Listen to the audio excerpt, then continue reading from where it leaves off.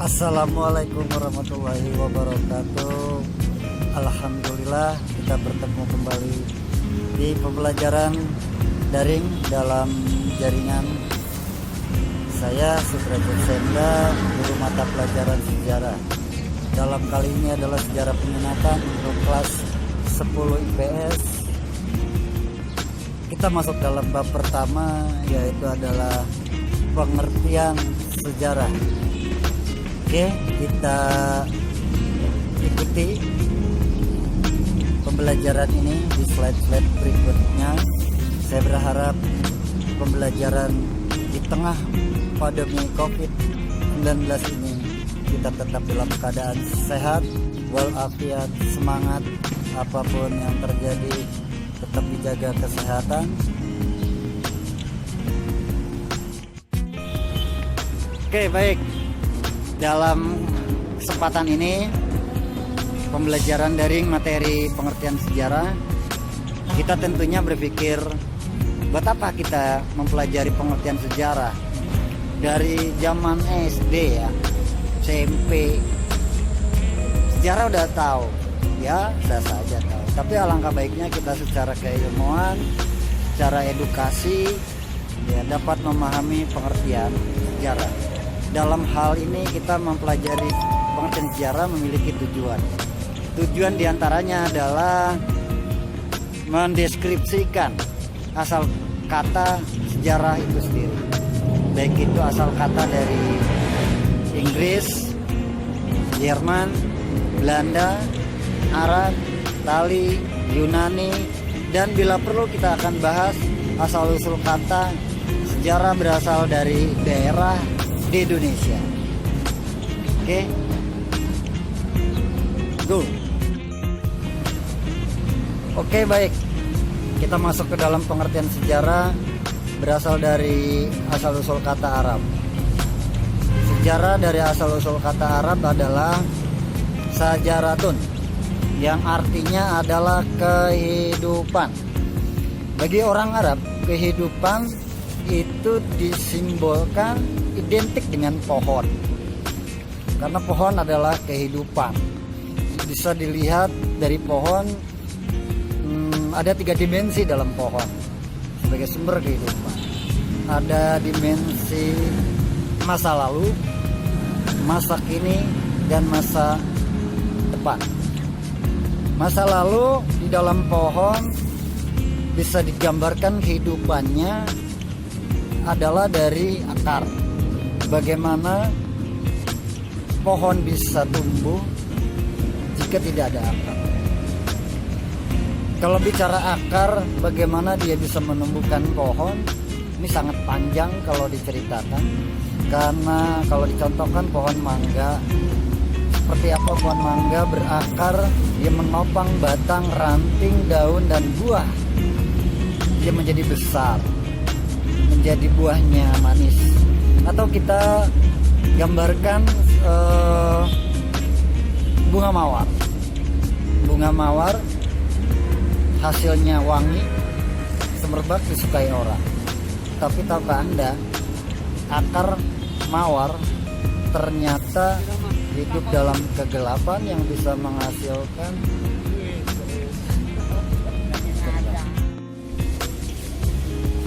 Oke, baik, kita masuk ke asal-usul kata pengertian sejarah dari Yunani. Wah, mantap Yunani nih ya. Sebuah dataran di bumi ini yang memiliki peradaban di dunia yang paling kuno. Ya, dari sana sejarah ini muncul. Nah, lalu pengertian sejarah menurut asal kata Yunani itu apa? Menurut filsuf Yunani namanya Aristoteles mengatakan bahwa historia itu adalah sains. Awas tuh. Jadi sejarah itu sains. Sains kok fisika, kimia, biologi sama aja, sejarah juga sains ya. Apa itu sains? Historia adalah sains. Sains itu ilmu. Kita datang ke sekolah cari ilmu dan pengetahuan. Jadi ilmu itu adalah kumpulan pengetahuan yang disusun, pengetahuan yang dikumpulkan secara sistematis tanpa melihat kronologis, tanpa melihat ruang, tempat, tanpa melihat waktu. Di pengetahuan yang kita tangkap, pengetahuan yang kita terima dari indera kita, baik itu mata melihat, telinga mendengar, hidung merasakan, lain-lain, itu pengetahuan yang kita terima. Lantas apakah oleh kita pengetahuan itu kita tersusun dalam memori kita? Apakah setelah tersusun sistematis kita aplikasikan dalam kehidupan kita? Nah, itu pentingnya belajar sejarah. Itu pengertian asal-usul kata dari Yunani, artinya sains, pengetahuan. Jadi satu kumpulan, satu susunan pengetahuan yang diadakan penelitian secara sistematis. Jadi sains juga masuk di dalamnya sejarah. Nah, kita sudah coba sama-sama belajar pengertian sejarah dari asal-usul kata. Tadi yang pertama asal-usul kata dari Arab, sejarah tuh. Yang kedua asal-usul kata dari Yunani, yaitu adalah historia.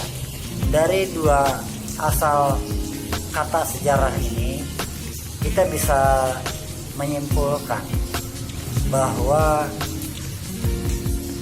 sejarah ini adalah inti dari sejarah, itu adalah individu yang menjadi basic, yang menjadi dasar setiap tindakan kita secara sosial. Tindakan secara sosial artinya dalam tindakan individu itu terjadi pelibatan orang lain. Artinya dalam sejarah di dalamnya terangkai peristiwa, tindakan peristiwa, kejadian yang terjadi. Tindakan peristiwa, kejadian yang terjadi itu adalah menjadi fakta, menjadi ilmu, menjadi sebuah penyelidikan yang ilmiah, tersusun. Nanti kita langkah-langkah penelitian dalam sejarah pada bab berikutnya.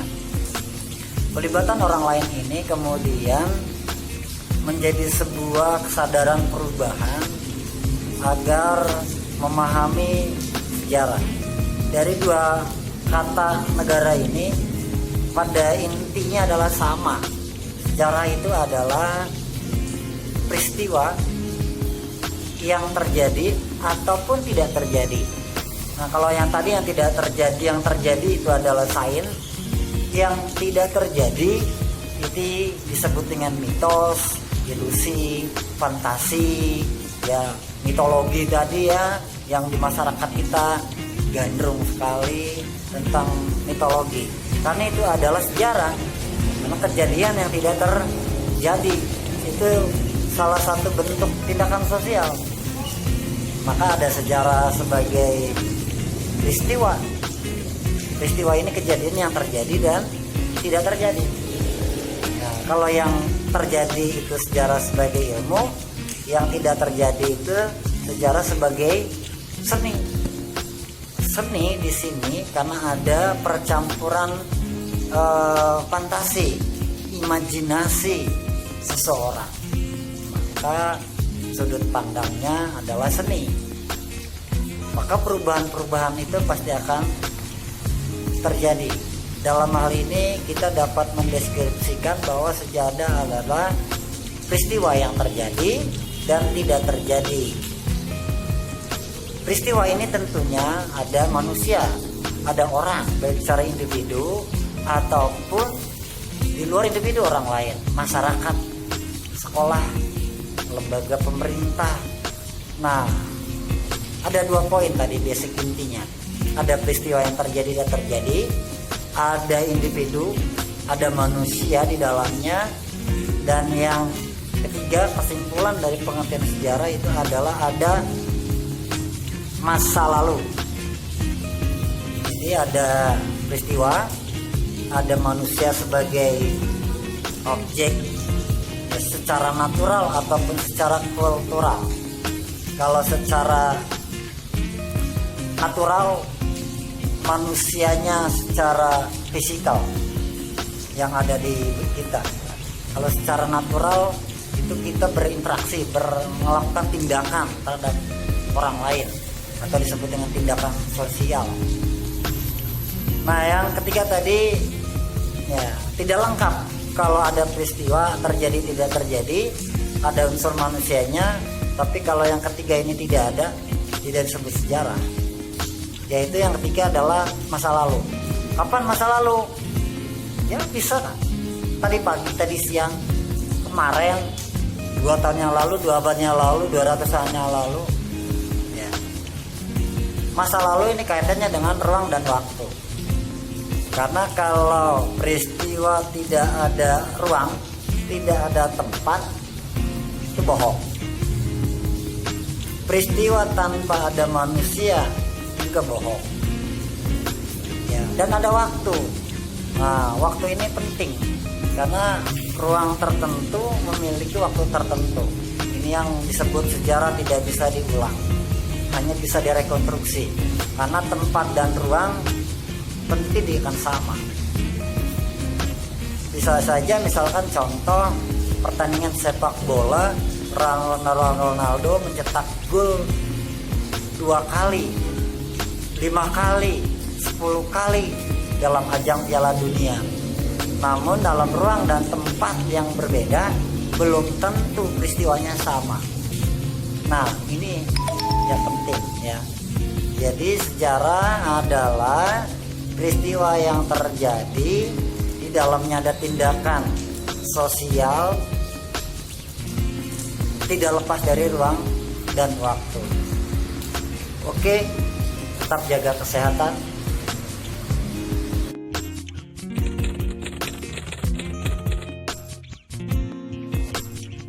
Baik, kita masuk dalam sesi pertanyaan.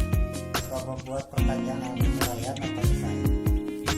Jawab dengan singkat, padat dan jelas. Soal yang pertama, sebutkan syarat sebuah peristiwa dapat dikatakan sejarah. Sebutkan syarat bahwa peristiwa dapat dikatakan sejarah. Soal yang kedua, sejarah yang sudah tercampur, sudah terpengaruh oleh imajinasi, fantasi, mitologi, itu disebut sebagai sejarah sebagai apa? Yang ketiga, menurut pengertian sejarah dari asal usul kata Arab disebut sejarah. Jelaskan pengertian sejarah menurut sejarah. Soal keempat, berdasarkan asal usul kata, pengertian sejarah menurut kata Yunani yaitu adalah sains atau ilmu, disebut juga dengan historia. Jelaskan sejarah yang dikatakan sebagai sejarah sebagai sains. Soal kelima, ada 3 kata kunci dalam memberikan pengertian sejarah yang dijelaskan oleh asal kata dari Arab sejaratun dan dari Yunani historia. Sebutkan 3 kata kunci dari pengertian sejarah asal kata Yunani historia dan asal kata Arab sejaratun. Apa udah jelaskan di awal? Sebutkan dan jelaskan. Oke, cukup pertanyaan yang diberikan. Jawab pertanyaan ini di WhatsApp. Oke, terima kasih. Tetap semangat, tetap belajar dengan giat. Terima kasih. Wassalamualaikum warahmatullahi wabarakatuh.